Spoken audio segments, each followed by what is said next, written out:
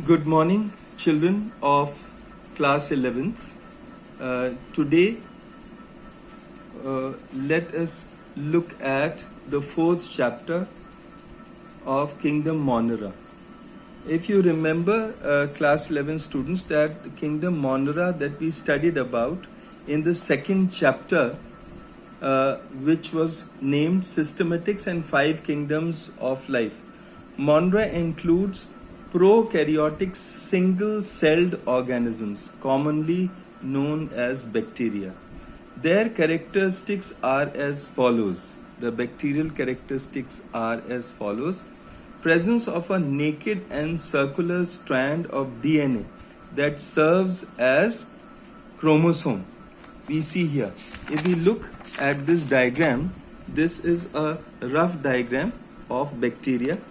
And we see here that Monera includes prokaryotic single-celled organisms, commonly known as bacteria. And so let us look at the characteristics one by one. Presence of a naked circular strand of DNA that serves as chromosome. So that is one of the characteristics.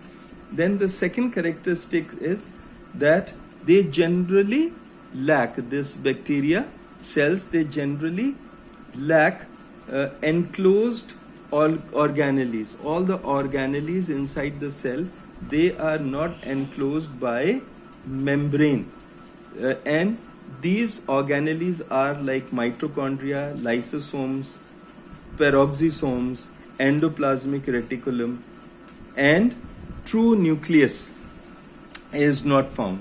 The Moneran fossils that were located by scientists, they were found in rock strata that is about 3.5 billion years old.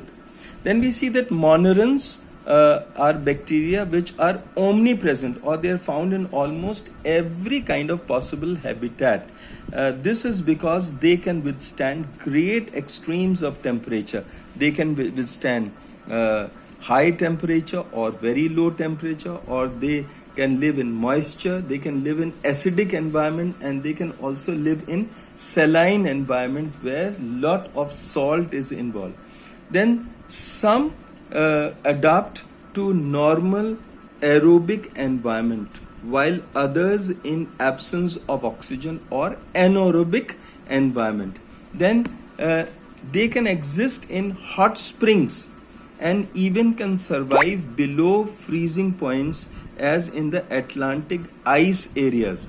In the hot deserts and deep ocean floors, they are found at temperatures of 80 degrees Celsius.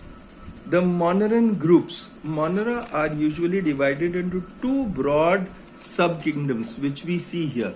One of the subkingdoms is Archaebacteria, or they are the oldest primitive form of bacteria, and Eubacteria, the other subgroup. In the Archaebacteria, we see groups like methanogens, halophiles, and thermoacidophiles. Then in Eubacteria, we see groups like cyanobacteria, which include the blue-green algae, purple and green bacteria, which are photosynthetic, and some bacteria stain positive with Gram stain. So the bacteria which are stained by Gram stain, they are known as the Gram positive bacteria, and the other pathogenic bacteria which are not stained by the Gram stain are known as negative Gram bacteria, and they are stained so that they can be seen clearly under a microscope. Then let us see some of the main features of Archaebacteria. In their structure, they are primitive bacteria. When there was extremes of environment, that time these bacteria were found. Then we see they possess cell walls without peptidoglycan. Peptidoglycan is a substance which is found in Eubacteria. Then we see in Archaebacteria The lipid makeup of archaebacteria is related to their adaptation to extremes of environment, too hot or too cold or too saline or too acidic.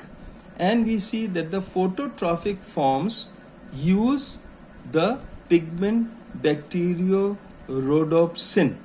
The pigment bacteriorhodopsin is used in phototropic forms. Then eubacteria use pigment bacteriochlorophyll. In eubacteria, the pigment bacteriochlorophyll is used. Let's see the kinds of archaebacteria one by one and study about them. Methanogens, example, Methanobacterium, are strict anaerobes. That means they are found in bogs, they are found in swamps, where they produce methane gas. And through the pathways of anaerobic chemosynthesis, they form methane gas. They are adapted to anaerobic atmosphere, which is the absence of oxygen. Then methanogens, they produce methane in biogas fermenters. 69% methane in the atmosphere is produced by methanogens, or the archaebacteria, which are methane producing. They are present in the guts of ruminant elements. What are ruminant animals, children? Which chew the cud, जुगाली करने वाले, just like cows and buffaloes. They make methane biogas from dung of these animals. The dung of these animals is left for fermenting by methanogen bacteria, and so methane gas or biogas, which as it is called, is produced, which can be utilized for lighting or for warming. Then we see archaebacteria are halophiles. These archaebacteria, for example, halobacterium, are found in regions of high salinity or where a lot of salt is there. Example, in the Dead Sea. They prepare high energy adenosine triphosphate molecules from high salt gradient that is found in the Dead Sea. Their proteins have a unique chloride pump that uses halorhodopsin pigment to pump chloride inside the cells, and bacteriorhodopsin pigment to synthesize adenosine triphosphate in presence of light. Then the third kind of archaebacteria we see here are the thermoacidophiles. These archaebacteria are found in hot sulfur springs. Example, sulfurous vents of Yellowstone National Park, USA, are specially rich in these forms.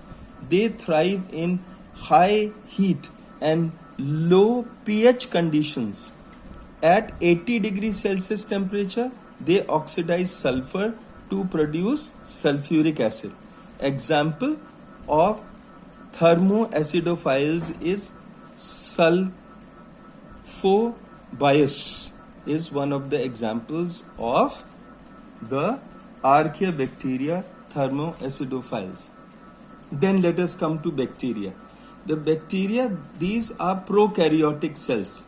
As we discussed, there are no membrane bound structures. We had seen in this diagram earlier that there are no membrane bound structures found in the bacteria. And within the cytoplasm, the bacteria, they are found at temperatures which are at 0 degrees Celsius. And the bacteria, some of them, they are found in hot springs where the temperature is almost 90 degrees Celsius. Then we see that bacteria are both types. They are useful bacteria, which are our friends, and harmful, which are our enemies. Bacteria thus are both useful, harmful to us. Bacteria decompose organic material on earth, on land and sea, and they maintain a clean environment for us. So this shows that they are friendly to us. Then the enemy bacteria causes serious diseases of plants and animals, including man. And bacteria can be free living, that means it can live freely in any habitat, or it can be symbiotic, that means it lives in combination with other organisms. It can be parasitic, that means it can live as a parasite, endo or exoparasite. Endo means inside the body of the host, and exo means outside the body of the host. Or as a saprophytic bacteria also. Saprophyte means it acts like a fungus and eats the dead organic waste. Then we see how isolation of microorganisms is done. What is isolation of microorganism? This is the process of obtaining a pure culture of bacteria, etc., other microorganisms from a mixed culture of microorganisms. Artificial cultivation of microbes is done in the labs or laboratories. Then we see the bacteria can be classified on the basis of their shape, or they can be classified on the basis of their mode of nutrition, or they can be classified on the basis of their mode of respiration. Now, on the basis of the mode of shape, let us look here and classify them. The bacterial cells show considerable variation in their shape. The rod shape here, a single rod is called bacillus. Then we see the coccus or the spherical shaped bacteria. Then we see the spiral or the helical bacteria, and we also see the comma shaped bacteria. Let us take them one by one. The bacillus or the rod shaped bacteria, when there are single rods, it is known as bacillus. When there are double rods, it's known as diplococcus, and it is forming groups of two. Then we see that the third kind here is diplococcus, or another is called streptococcus here, which shows that long chains of bacteria are there. Now coming to the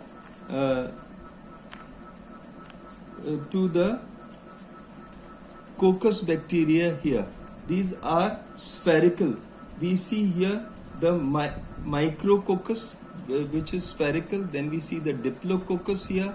We see streptococcus here, which forms long chains.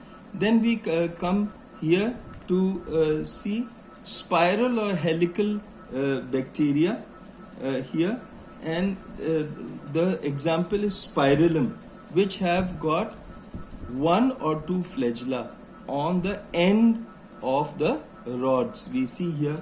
We also see the shape of comma shape.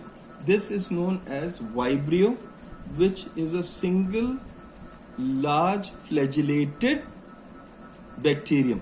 So till now we have studied the shapes of various bacteria. We will continue here the classification of bacteria. Wish you all the best. Study well.